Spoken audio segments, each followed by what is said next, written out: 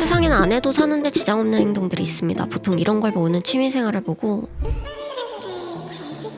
라고 말하기도 하고, 인형 뽑기 하는 걸 보고 라고 말할 수도 있겠죠. 사실 사는데 지장 없는 행동이란 각자 어떻게 정의하냐에 따라 달라질 거예요.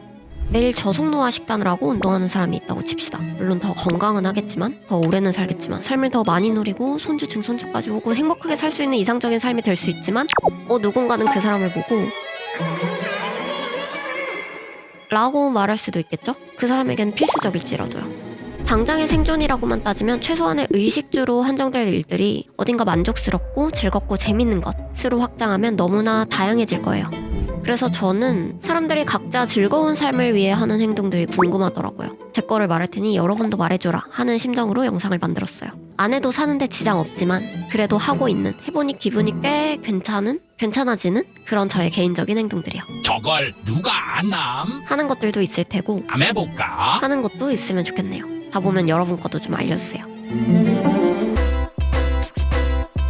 화장실에 갈 때 무조건 폰 들고 가시는 분 있죠? 전 어렸을 때는 만화책을 꼭 가져갔고 지금은 핸드폰을 가져가요. 이를 닦을 때도, 심지어 올해는 샤워할 때도 뭔가를 보고 싶어서 휴대폰 방수 거치대까지 샀습니다. 그러다 어떤 영상을 하나 봤는데 인간한테 꼭 필요한 게 디폴트 네트워크 모드래요. 그리고 저를 한번 돌아봤더니 아무것도 하지 않고 나 혼자 생각하는 시간이 진짜 없더라고요. 그렇다고 휴대폰 안 하기는 너무 어렵잖아요. 그래서 화장실 갈 때만이라도 아무것도 안 들고 가야겠다는 생각을 했습니다. 사실 화장실이라는 게 정말 개인적인 공간이잖아요. 어느 공간이든 누군가를 초대할 수 있는데 화장실 안에서 볼일 보면서 누굴 초대하는 일은 없으니까요. 진짜 별거 아니고 그렇게 긴 시간도 아닌데 아무것도 없이 갔더니 좀 혼자만의 생각을 할 수 있게 됐어요. 처음엔 내 손톱길이나 화장실 벽 패턴, 문 손잡이 생김새 같은 게 갑자기 흥미로워지고 의식적으로 오늘 지나갔던 시간을 내가 어떻게 채웠는지를 생각하게 됐어요. 그래, 이런 걸 해야겠다. 다시 누워버리기도 했지만요. 그래도 효과는 꽤나 괜찮았다. 로댕에 생각하는 사람의 자세가 이런 것도 이유가 있지 않을까요? 이를 닦고 청소하고 썼던 물건을 정리하고 설거지하고 우리가 하기 싫어도 매일 해야만 하는 이 루틴이란 것들은 물론 하고 나면 뿌듯하긴 한데 시작하기 전엔 그렇게 귀찮을 수가 없습니다. 왜냐면 거기에 딱히 긍정적인 감정이란 게 느껴지기 힘드니까요. 그래서 억지로 긍정적인 감정을 옆에 붙여주곤 합니다. 노래를 틀어서 말이죠. 뇌가 생각보다 단순하거든요. 이렇게 하면 하기 싫던 일도 조금은 괜찮아지고 몸이 움직여져요. 저는 뭔가를 하려고 하면 그냥 무조건 음악을 트는데요. 혹시 잘 안 해보셨다면, 아니 지금도 혹시 계속 어떤 걸 미루고 있다면 그냥 좋아하는 노래부터 한번 틀어보세요. 저는 좋았던 음악을 잘 기록하고 수집해두는 편은 아니라서 사실 그냥 플레이리스트를 검색하곤 해요. 아침에 일어났을 때, 책을 읽기 시작할 때, 설거지할 때, 하루 저녁을 마무리할 때, 영감이 안 떠오를 때, 요즘은 정말 내 상황, 내가 느끼고 싶은 분위기에 플리라는 단어를 붙여 검색만 해도 쏟아지는 감사한 시대니까요. 가끔 특정 책을 보면서 혹시나 하고 검색해도 있다니까요. 약간의 부작용은 마음에 드는 음악을 고르기 전까지 그 일을 시작하지 못한다는 데 있습니다. 밥 먹을 때 영상 못 고르면 밥 못 먹는 거 저만 그런 거 아니죠? 이 영상을 보는 분들 중엔 매일 침대 정리를 하는 대단한 사람들도 많을 거라 생각하지만 부끄럽게도 전 거의 안 합니다. 근데 뭐가 자랑이라고 이걸 말하고 있냐 하시겠죠? 그래도 가끔 제가 침대 정리를 하는 날이 있는데요. 무슨 날이냐 하면 나 오늘 좀 한심한데? 하는 날이에요. 이럴 때 제일 먼저 시작하는 게 바로 침대 정리입니다. 왜냐면 집안을 정리하는 일 중에서 아주 적은 에너지로 최대의 효과를 누리는 건 단연 침대 정리가 1등이라 생각하거든요. 저는 비포 애프터를 시각적으로 볼 수 있는 것들에 훨씬 더 끌려하는데 그래서 세탁기에 빨래 돌리고 넣는 것보다 설거지가 좋을 때가 있어요. 깨끗해지니까. 이런 면에 있어서 침대 정리란 그냥 이불 펴고 베개 탁탁 놓는 1분 안짝의 시간으로 내가 뭔가를 정리하고 해낸 것만 같은 기분을 주거든요. 비포 애프터가 아주 극적이죠. 그래서 뭔가를 해내고 작은 보상을 얻고 싶어 할 때 폰게임 같은 거 켜지 말고 침대 정리를 먼저 해보세요. 다음 일을 하기가 좀 쉬워집니다. 세상에 왜 이렇게 기념일들이 많을까요? 생겨난 배경에는 상업적인 원인도 당연히 숨어 있겠지만 저런 거 상수림. 하고 다 무시하고 살기보다는 가끔씩 관심을 주면 재밌더라고요. 관련 인물들이 있다면 축하하고 뭔가를 구매하고 선물하고 먹어보고 지나간다면 똑같은 365일 안에서 재밌는 이벤트를 곳곳에 심어놓는 효과를 누릴 수 있으니까요. 저한테는 생일이 오래 연락 못한 친구에게 안부를 전할 수 있는 좋은 핑계가 되는 날이에요. 좋아하는 주변 사람들에게 고마운 마음을 표현하기엔 크리스마스만큼 좋은 날도 없는 것 같고요. 좀 귀엽고 쓸데없는 가벼운 선물을 줄 수 있으니까.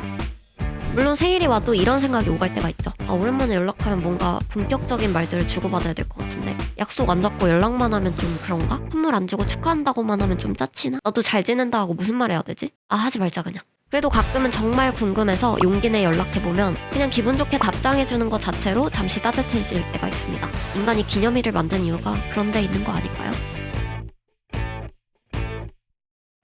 일기는 뭐 하는 사람은 다들 좋다고 말하지만 안 하는 사람은 귀찮고 별 필요성을 못 느끼는 그런 일이죠. 일기는 지금 보면 참 어리석어 보이는데 잘못된 선택들과 쓸데없는 걱정들, 그 후회의 발자취들을 다 들여다볼 수 있는 엄청난 기회라고 보면 됩니다. 과거를 보면서 아, 이때 이런 생각했네 하면서 낄낄대고 그게 재밌어서 또 기록하게 되더라고요. 뭔가 내 심경이나 그날 펼쳐진 일들을 자세히 기록하면 할수록 미래를 볼 때 재밌어요. 사실 일주일 전 것만 봐도 아, 이런 일이 있었지 할 때가 많아요. 기억도 안 나던 장면들이 일기에 써두고 다시 읽으면 내 머릿속에서 영화처럼 펼쳐지는 게 기분이 참 좋습니다. 그리고 제가 뭔가 힘든 일이 있을 때에도 챗GPT한테만 물어보고 끝내기보다 일기에 계속 스스로 물어보고 적어보니까 뭐 깨달음까진 아니어도 뭔가는 약간 정리되는 기분을 얻을 때가 많아요.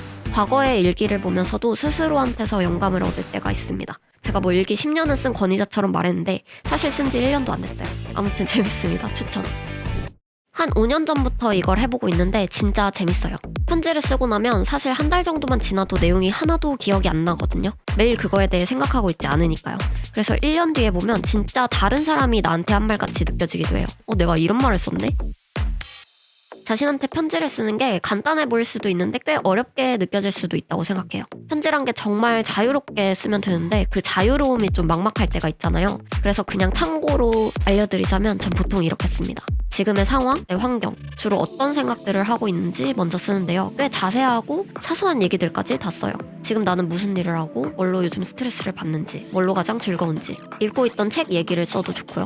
그리고 1년 후에 나를 여러 방면으로 궁금해해보는 거죠. 넌 이런 것들을 이뤘니? 안 이뤘어도 괜찮아. 원래 인생이 맘대로 흘러가지 않는 거 알잖아. 이런 명언 같은 것도 갈겨줍니다.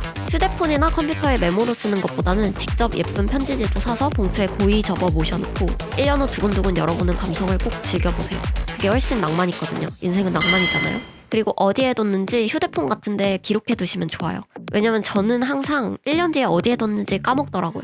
근데 어디에 뒀는지 기록한 걸 어디에 기록했는지 까먹을 때도 있어서 그냥 그것까지 까먹었을 때는 지금 내가 편지를 쓴다면 어디에 넣을까 하고 열어보면 거기서 발견할 수도 있습니다.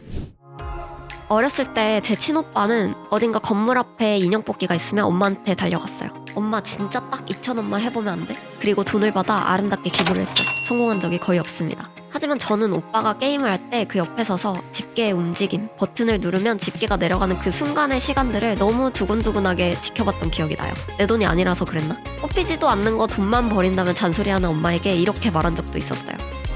엄마, 인형 뽑기는 돈을 내고 두근두근한 행복을 사는 거야. 그래도 과하면 모든 게 흐려지겠죠? 크게 의미 부여하지 않으면서 넘치지 않는 선에서 충분히 즐기며 살아가고 싶다는 생각을 계속합니다. 안 해도 사는데 지장은 없지만 그래도 가끔 두근두근함을 줄 수 있는 그런 일들을 심어 놓으면서요. 그래서 여러분의 재밌는 삶을 위한 행동들은 무엇이 있나요? 오늘도 시청해주셔서 감사합니다. 스킬리였습니다.